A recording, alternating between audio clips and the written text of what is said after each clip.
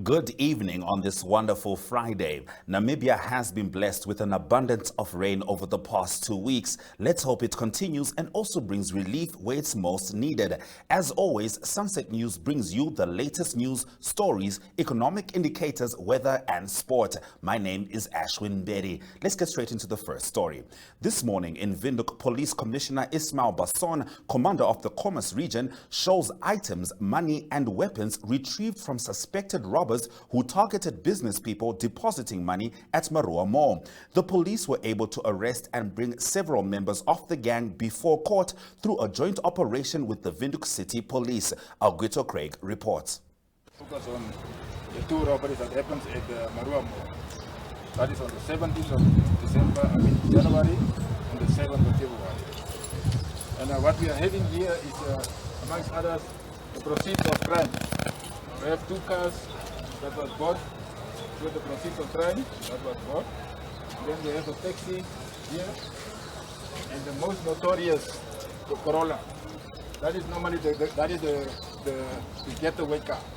Once they get away from the scene, they went to a particular house, and they will then call in the taxi to take them from where they are going out to share the money.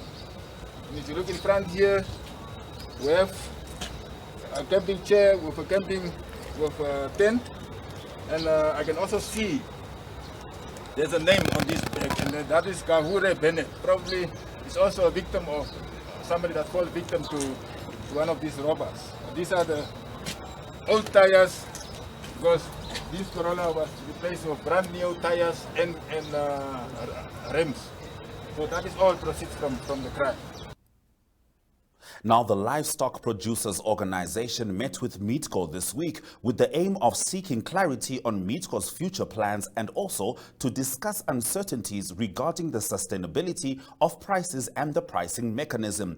The LPO pointed out that it had been willing to discuss detailed financial planning with Meatco 2 years ago and is pleased that Meatco is now accommodating this offer. It was agreed that a technical discussion will take place to address the uncertainty of the current financial sustainability, as well as the different producer prices paid. The Namibian police in the Umsati region this week handed a group of 1,116 Angolan refugees over to the Angolan authorities in the boldest stance yet by the Namibian government against its neighbors. Namibia is not impressed with Angola's broken promises of taking care of its citizens after part of the 4,000 recently repatriated group returned to the country 4 weeks later. Umsati Governor Erginas Njala vowed to send all new arrivals back to their country, saying Namibia no longer has an obligation to keep them here, nor the facilities to house them. The Teachers Union of Namibia says government should be wary of its actions over the next 3 months and that there could be dire consequences should the salaries of civil servants not be hiked after the tabling of the national budget. Its Secretary General Mahongora Kavihua said teachers' salaries had not been hiked over 7 fiscal years, saying the situation had raised concerns within the union. He cited a report saying 1.6 million Namibians were living in poverty, adding that it was clear that people were scrounging for food. Namibia took part in the African Peer Review Mechanism late in 2021. This is an initiative by the African Union aiming at allowing African states to assist African peer states to be governed more transparently and efficiently. The key finding of the report says Namibia is to be commended for its full implementation of the APRM Good Governance Program. From 2017 to 2018, Namibia completed plans for operationalizing APRM, and by November 2019, all APRM national structures were established, including the APRM National Secretariat, led by its CEO and the focal point for APRM in Namibia, Ambassador Linekela Mboti, as well as the Namibia APRM National Governing Council, consisting of eminent citizens representing civil society, government, and the private sector, to oversee good governance reports and their implementation in Namibia.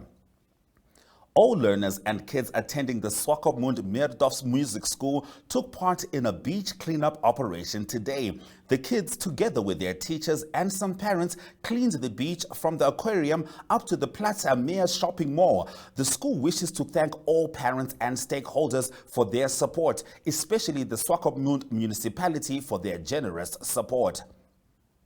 Now, it's always a good habit to get your newspaper every weekday to stay abreast of all the latest news, local as well as international. We have community talk for you after the break.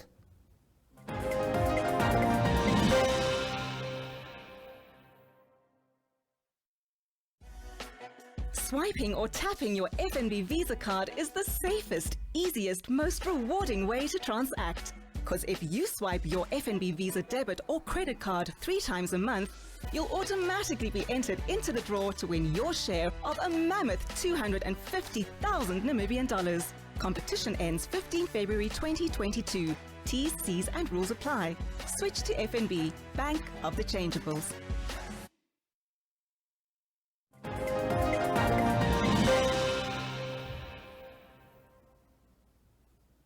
This is Sunset News and this is your community talk. Now, Dr. Detlof van Oortzen was one of the panelists invited to speak at the Namibia Scientific Society earlier this week.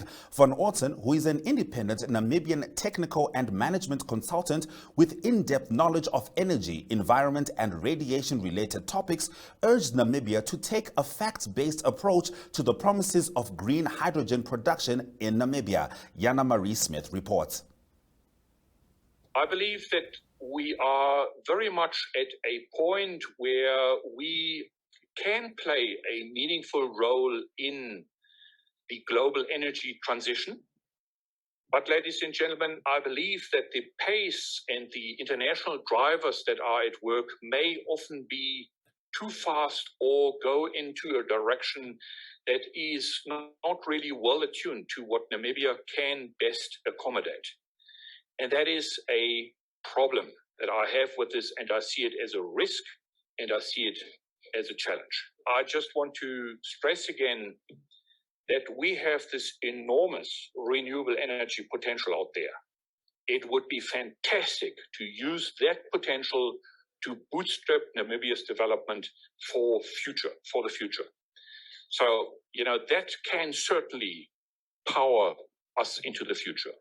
Ladies and gentlemen, I believe that hydrogen, green hydrogen in particular, holds many potentials, including for Namibia.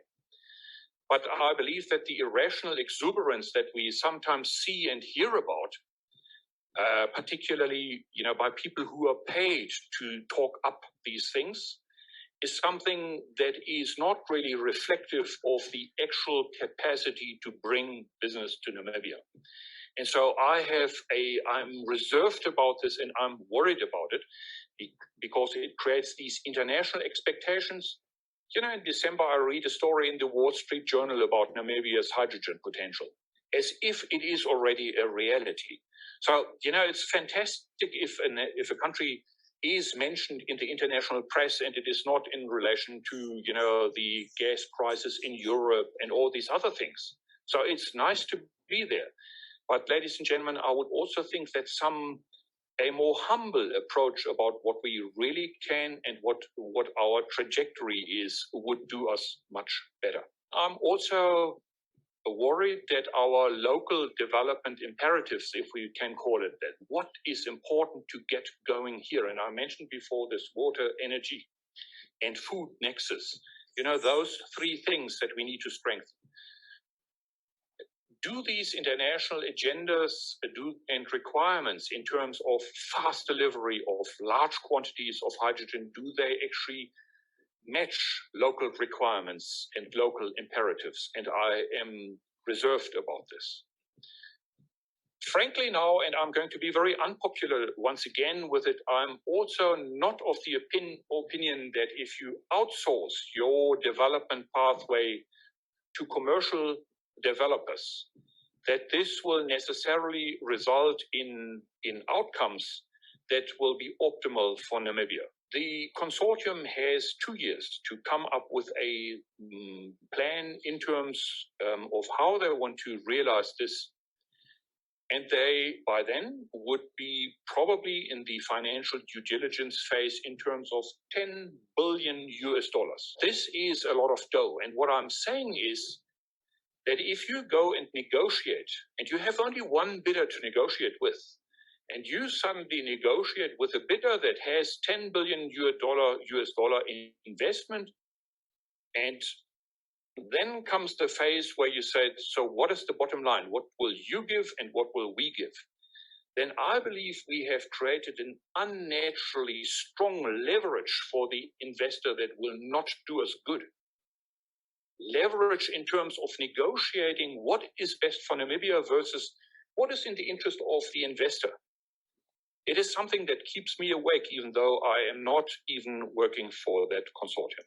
And I would say it is very important that we begin to be fact-based about things, that the irrational, exuberant, and these inflationary stories that we hear are toned down, and that a sense of realism comes into asking, what is it that we need to do so that we can benefit from this leap into green hydrogen, which holds many opportunities, particularly because it makes so much sense to do so in a country that is drenched in sun and in wind. At the same time, let us not provide leverage to those who are mere investors and who may not have the same views that we have in terms of Namibia's development. A very important and indeed essential conversation. Now, in your economic news, we'll be talking about Know to Grow. Stick around after the break.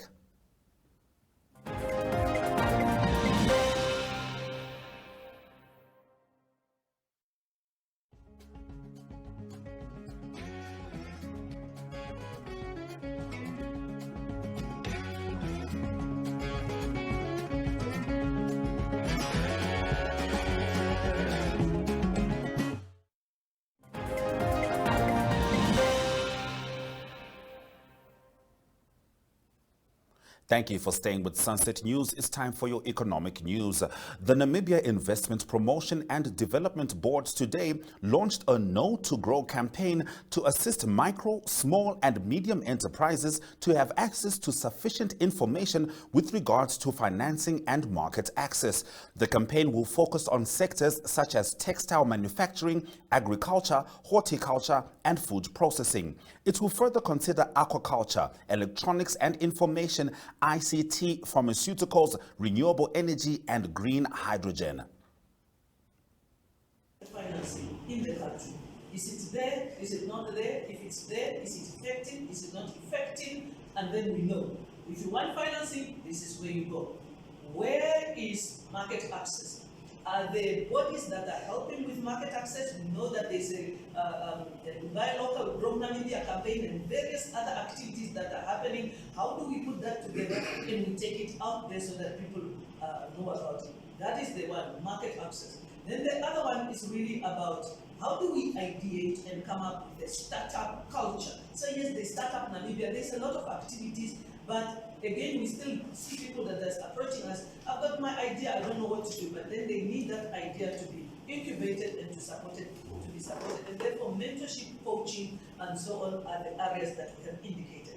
And therefore, this is about disseminating information that would assist us to collaborate in terms of impacting skills, especially the young SMEs, so that they know how to do their businesses.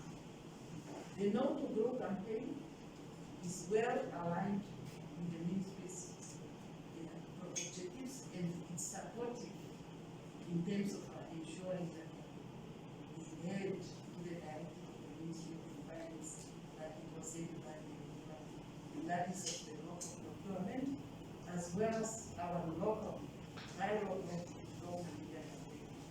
These are the realities of the campaign. Let's get into your economic indicators. The Namibian dollar is up against all major currencies.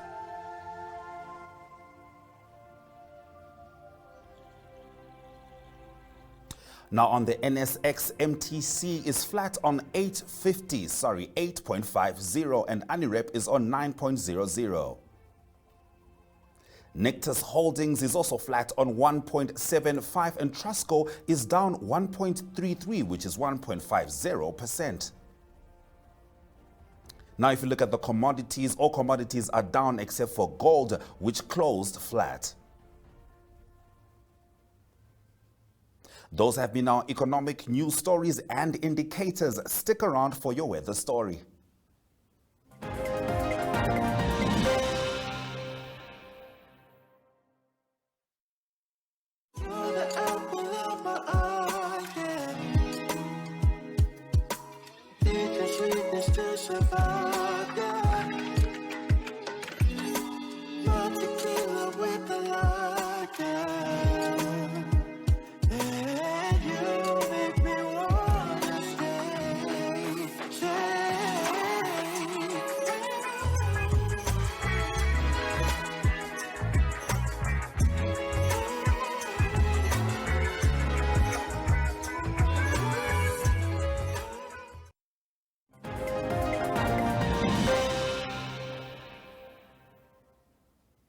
Thank you for staying with Sunset News. Let's get into your weather. Widespread thunder showers are predicted for the western parts of Namibia over the weekend.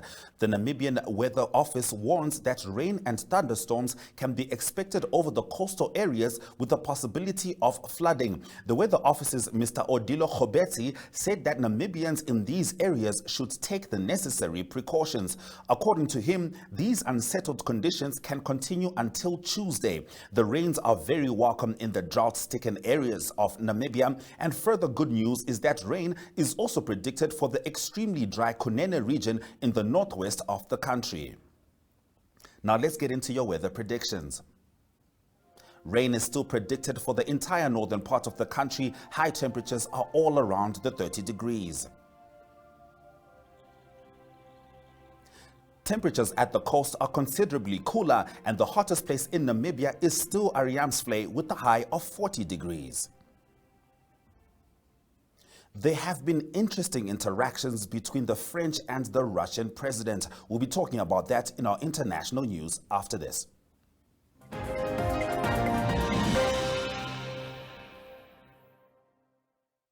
Choose your Flex package with Paratus today. Sign up for ultra-fast fiber with the convenience of mobile LTE. That's 2 products in one bundle. It's new, it's one bill, and you can stay connected in more than one location. For more information, visit paratus.africa/NA. Always prepared. Paratus.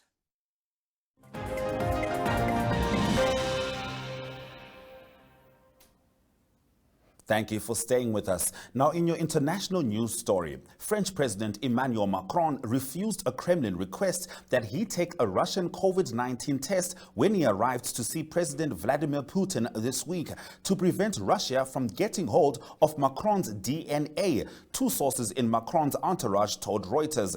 As a result, the visiting French head of state was kept at a distance from the Russian leader during lengthy talks on the Ukraine crisis in Moscow. Observers were struck by images of Macron and Putin sitting at opposite ends of a 4-meter-long table on Monday during their talks, with some diplomats and others suggesting Putin might be wanting to send a diplomatic message. But 2 sources who have knowledge of the French president's health protocol told Reuters Macron had been given a choice: either accept a PCR test done by the Russian authorities and be allowed to get close to Putin, or refuse and have to abide by more stringent social distancing. We knew very well that meant no handshake and that long table, but we could not accept that they get their hands on the president's DNA, one of the sources told Reuters, referring to security concerns if the French leader was tested by Russian doctors. The Russians told us Putin needed to be kept in a strict health bubble, a second source said. Stick around after the break. We'll start off with some boxing in your sports news.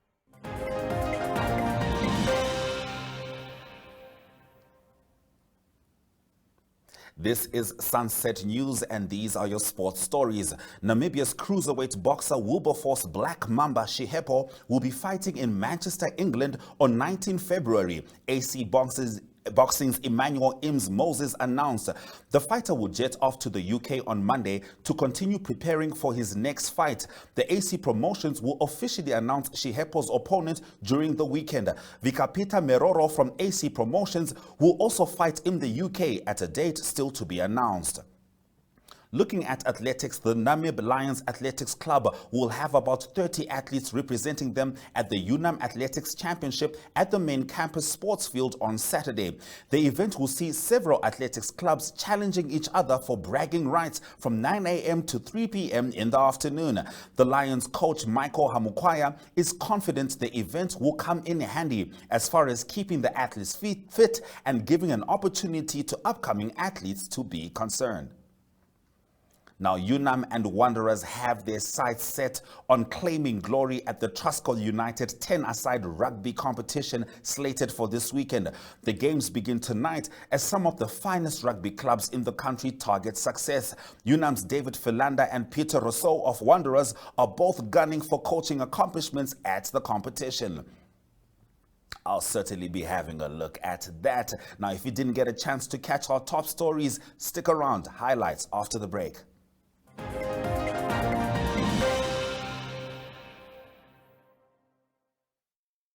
Ladies and gentlemen. Yeah, welcome to another exciting edition.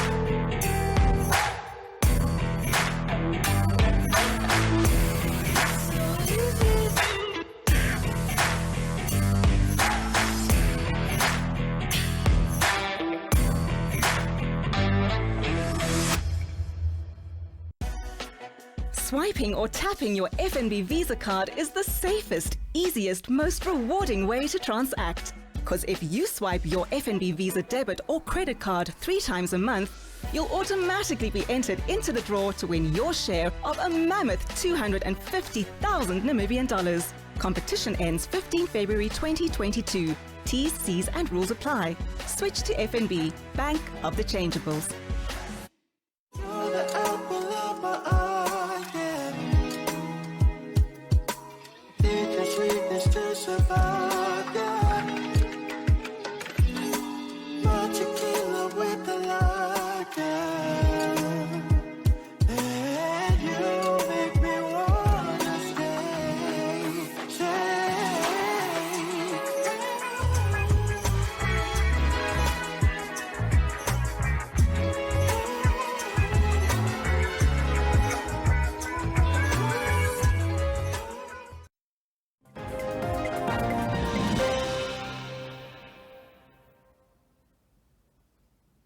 Thank you for staying with Sunset News. Let's get into the highlights from today's top stories. The Namibian police in the Umsati region this week handed a group of 1,116 Angolan refugees over to Angolan authorities in the boldest stance yet by the Namibian government against its neighbors. Umsati Governor Erginas Enjala vowed to send all new arrivals back to their country, saying Namibia no longer has an obligation to keep them here, nor the facilities to house them. The Teachers Union of Namibia says government should be wary of its actions over the next 3 months and that there could be dire consequences should the salaries of civil servants not be hiked after the tabling of the national budget. And this morning in Windhoek, Police Commissioner Ismail Basson, commander of the Commerce region, shows items, money and weapons retrieved from suspected robbers who targeted business people depositing money at Marua Mall. Thank you very much for staying with Sunset News. Make sure you join us on Facebook or the NMH websites on weekdays, as well as on our website, oneup2.com. Sunset News screens on DSTV channel 285 and GoTV channel 94 every weekday from 7:30 to 8. Have a wonderful and restful weekend. And remember, you shouldn't end your day without us.